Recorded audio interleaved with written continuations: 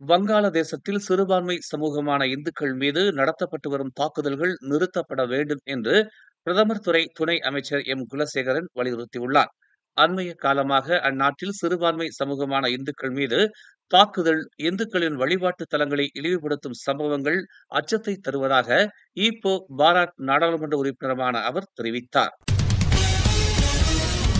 மலேசிய லஞ்ச ஊழல் தடுப்பு ஆணையமான MEACC-யின் விசாரணைக்கு உதவுவதற்காக பினாங்கு இந்து அறப்பணி வாரியத்தின் முன்னாள் நிர்வாக இயக்குநரும் தலைமை செயல்முறை அதிகாரியுமான டத்தோ ராமச்சந்திரன் விசாரணைக்காக 6 நாட்களுக்கு தடுத்து வைக்கப்பட்டுள்ளார்.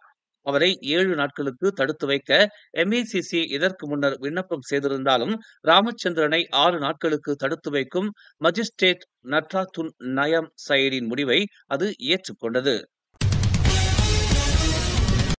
தாம் ஒரு மலாய் முஸ்லிம் என்ற தமது அடையாளத்தை உறுதிப்படுத்த தமது மனைவி, 4 பிள்ளைகள் மற்றும் அவர்களின் அசல் பிறப்பு பத்திரங்கள், தமது பழைய அடையாள அட்டையின் பிரதிகள் உட்பட சில ஆவணங்களை மகாதீர் பத்திரிகையாளர்களிடம் நேற்று காட்டினார்.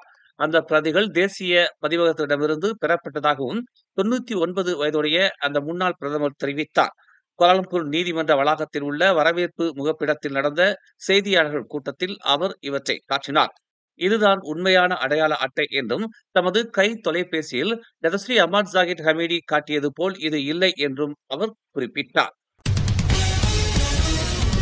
இறுதி சடங்கு சேவைகளில் ஈடுபட்டு வரும் நிறுவனம் ஒன்றிடமிருந்து கடந்த 2021ஆம் ஆண்டிலிருந்து லஞ்சம் பெற்று வந்ததாக ஸ்ரம்பானில் உள்ள ஒரு மருத்துவமனையின் 5 அரசு ஊழியர்கள் மீது ஸ்ரம்பான் சசஸ் நீதிமன்றத்தில் குற்றம் சுமத்தப்பட்டது.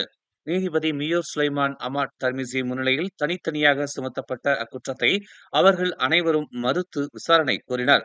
அம்மருத்துவமனையில் மரணமடைந்த நபர்களின் விவரங்களை இறுதி சடங்கு சேவை நிறுவனத்திற்கு வழங்கி வந்ததன் மூலம் அதன் உரிமையாளர்கள் இருவரிடமிருந்து அந்த 5வரும் லஞ்சம் பெற்று வந்ததாக தெரிவிக்கப்பட்டது. தீபகற்ப மலேசியாவின் 7 மாநிலங்களில் டிசம்பர் 11ஆம் தேதி வரை அடைமழை பெய்யும் என்று மலேசிய வானிலை ஆய்வு மையமான மெட் மலேசியா அறிவித்துள்ளது.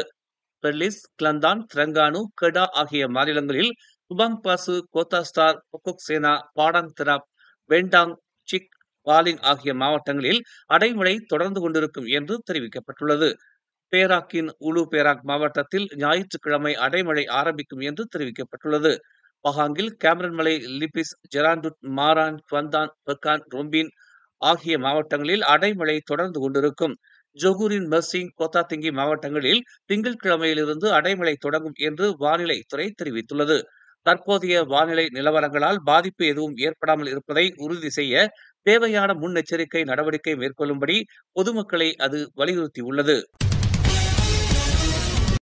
ஜொகூர் ஜெயா வீடமைப்பு பகுதியில் கைவிடப்பட்ட லாரி ஒன்றில் 8,72,256 வெள்ளி மதிப்புடைய ஷாபு வகை போதைப்பொருள் பதுக்கி வைக்கப்பட்டிருப்பது கண்டுபிடிக்கப்பட்டது. அந்த லாரியில் போதைப்பொருளை பதுக்கி வைத்திருந்த நபரை கூட்டரசு போதைப்பொருள் ஒழிப்பு பிரிவினர் கைது செய்தனர். 32 வயதான சம்பந்தப்பட்ட நபர் மெத்தாம்பெத்தமைன் போதைப்பொருளை உட்கொண்டிருந்தது தெரிய வந்தது.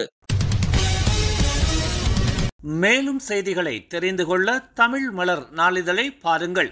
உடனுக்குடன் செய்திகளை தெரிந்து கொள்ள தமிழ் மலர் இணையதளம், தமிழ் மலர் செயலி மற்றும் மலர் டிவி யூடியூப் சேனலை வலம் வாருங்கள்.